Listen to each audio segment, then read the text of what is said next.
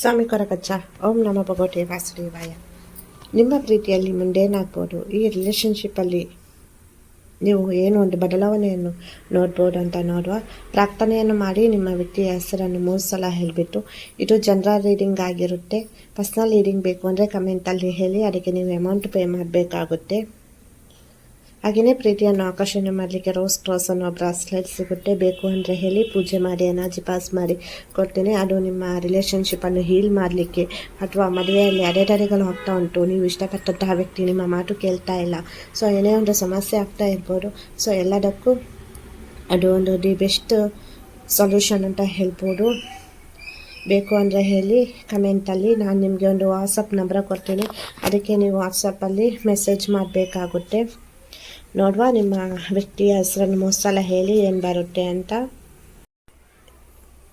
ಇಲ್ಲಿ ಏನಂದರೆ,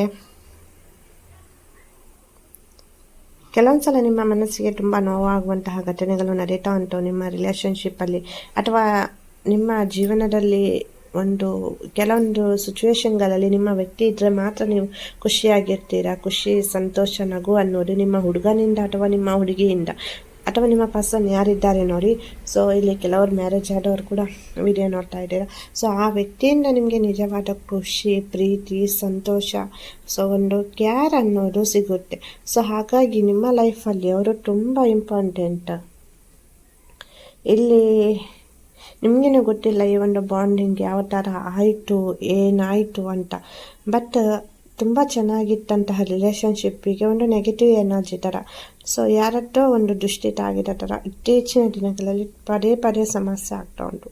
ಮಾತುಕತೆಯಲ್ಲಿ ಕೂಡ ಸ್ವಲ್ಪ ಅವರು ಹೊರಟಾಗಿ ಮಾತನಾಡ್ಬೋದು, ನಿಮ್ಮ ಹುಡುಗಿ ಅಥವಾ ನಿಮ್ಮ ಹುಡುಗ. ಸೊ ನಿಮಗೆ ಏನು ಮಾಡಬೇಕು ಅಂತ ಗೊತ್ತಾಗ್ತಾ ಇಲ್ಲ, ಮೀಟ್ ಆಗ್ಲಿಕ್ಕೂ ಕೇಳದೇ ಇರ್ಬೋದು. ಸೊ ನಾನು ನಿಮಗೆ ಒಂದು ರೀಡಿಂಗ್ ಎಂಡಲ್ಲಿ ಒಂದು ನಿಮಗೆ ಮಂತ್ರ ಹೇಳ್ತೇನೆ, ಸೊ ಅದನ್ನು ಹೇಳಿ. ಮತ್ತು ಇದು ಜನರಲ್ ರೀಡಿಂಗ್. ಪರ್ಸ್ನಲ್ ರೀಡಿಂಗ್ ಬೇಕು ಅಂದರೆ ಕಮೆಂಟಲ್ಲಿ ಹೇಳಿ. ಎಲ್ಲನೂ ಅನ್ವಯ ಆಗಬೇಕು ಅಂತ ಇಲ್ಲ, ಯಾವುದು ಅನ್ವಯ ಆಯಿತು ಅದನ್ನು ಮಾತ್ರ ಕನ್ಸಿಡರ್ ಮಾಡಿ.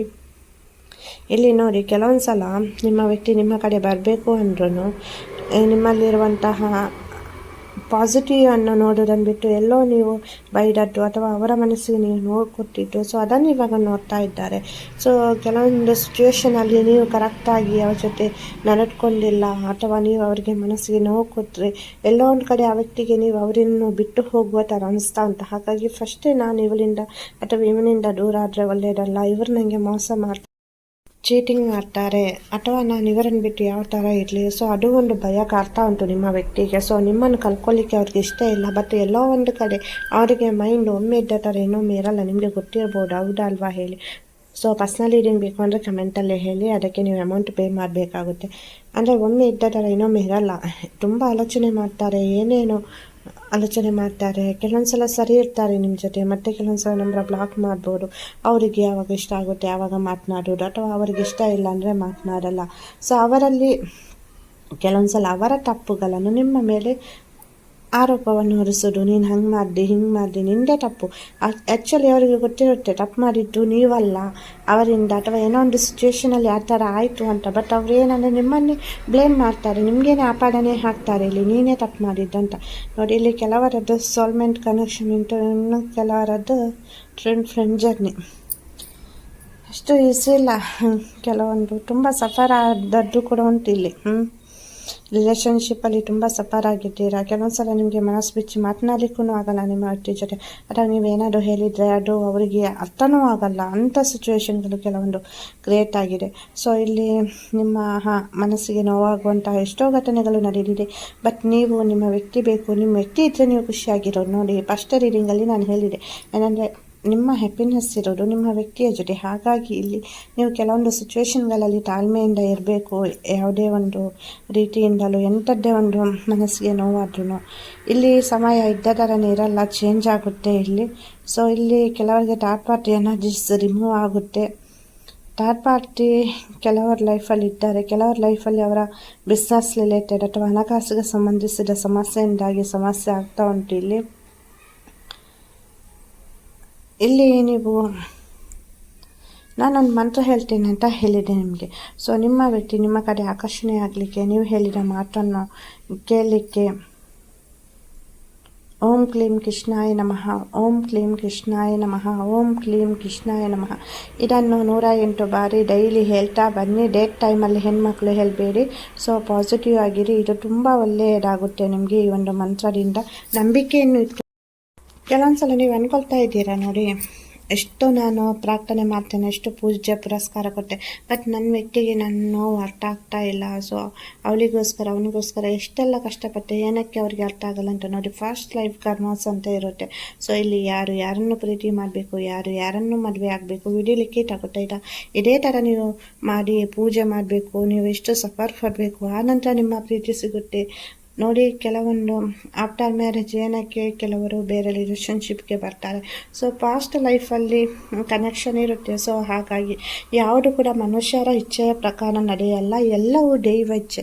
ಇವಾಗ ನೀವು ಇಲ್ಲಿ ವಿಡಿಯೋ ನೋಡ್ತಾ ಇದ್ದೀರಾ, ಇಲ್ಲಿ ಡಿವೈನ್ ಏಂಜಲ್ಸ್ ಇರ್ಬೋದು, ನೀವು ಇಷ್ಟ ಪಡುವಂತಹ ಆರಾಧಿಸುವಂತಹ ದೇವರು ಇರ್ಬೋದು, ಅವರು ನಿಮ್ಗೆ ಇಲ್ಲಿ ಒಂದು ಸಂದೇಶ ಕೊಟ್ಟಿದ್ದಾರೆ. ಸೊ ಸಂದೇಶ ಇಲ್ಲ ಅಂದರೆ ನಿಮಗೆ ಇಲ್ಲಿ ಈ ವಿಡಿಯೋ ಸಿಗ್ತಾ ಇರಲಿಲ್ಲ. ಸೊ ನಿಮಗೆ ಈ ವಿಡಿಯೋ ನೋಡಿದ ನಂತರ ಮನಸ್ಸಿಗೆ ಸ್ವಲ್ಪ ಆದರೂ ಸಮಾಧಾನ ಹಾಗೇ ಆಗುತ್ತೆ ಅಲ್ವಾ? ಕಮೆಂಟಲ್ಲಿ ಹೇಳಬೇಕು. ಇವತ್ತು ಯಾರೆಲ್ಲ ವಿಡಿಯೋ ನೋಡ್ತಾ ಇದ್ದೀರಾ, ಸೊ ಕಮೆಂಟಲ್ಲಿ ಹೇಳಬೇಕು. ಕಮೆಂಟ್ ಮಾಡಲಿಕ್ಕೆ ಆಗಲ್ಲ, ನನಗೆ ಸಮಸ್ಯೆ ಆಗುತ್ತೆ ಅಂದರೆ ಬೇಡ. ಅಂದರೆ ನಿಮಗೆ ನನ್ನ ರೀಡಿಂಗ್ ನೋಡಿದ ನಂತರ ನಿಮ್ಮ ಮನಸ್ಸಿಗೆ ಇರುವಂತಹ ಕೆಲವೊಂದು ಕ್ವಶನ್ಗೆ ಆನ್ಸರ್ ಸಿಗುತ್ತಾ, ಅಥವಾ ಡೌಟ್ ಕ್ಲಿಯರ್ ಆಯಿತಾ, ನಿಮಗೆ ನನ್ನ ವೀಡಿಯೋಸಿಂದ ಹೆಲ್ಪ್ ಆಯಿತಾ, ಏನಾದರೂ ಪಾಸಿಟಿವ್ ಎನರ್ಜಿ ಸಿಕ್ಕಿತಾ? ಸೊ ಬಿಫೋರು ನೀವು ಈ ವಿಡಿಯೋ ನೋಡೋಕ್ಕಿಂತ ಮುಂಚೆ ಹೆಂಗಿದ್ರಿ, ರೀಡಿಂಗ್ ಕೇಳೋಕ್ಕಿಂತ ಮುಂಚೆ, ಸೊ ಆಫ್ಟರ್ ದಟ್ ನಿಮಗೆ ನಂತರ ಏನಾಯಿತು, ಸೊ ಇದನ್ನು ನೀವು ನನಗೆ ಹೇಳಬೇಕು. ಏನಕ್ಕಂದರೆ ನನಗೂ ಗೊತ್ತಾಗಬೇಕು ಅಲ್ಲ. ನೆಕ್ಸ್ಟ್ ನಾನು ರೀಡಿಂಗ್ ಮಾಡುವಾಗ ಜನರಲ್ ರೀಡಿಂಗಲ್ಲಿ ನೀವೇನು ಕ್ವಶನ್ ಹಾಕಿರ್ತೀರಾ, ನೀವು ಏನು ಹೇಳಿರ್ತೀರಾ, ಸೊ ಅದರ ಮೇಲೆ ನಾನು ಎಲ್ಲ ಆ್ಯಂಗಲಿಂದಲೂ ಕ್ವಶನ್ ತಗೊಂಡ್ಬಿಟ್ಟು ರೀಡಿಂಗ್ ಮಾಡ್ತೇನೆ. ಸೊ ಒಬ್ಬರಿಗೆ ಅನ್ವಯ ಆಗೋ ಥರ ಮಾಡಲ್ಲ.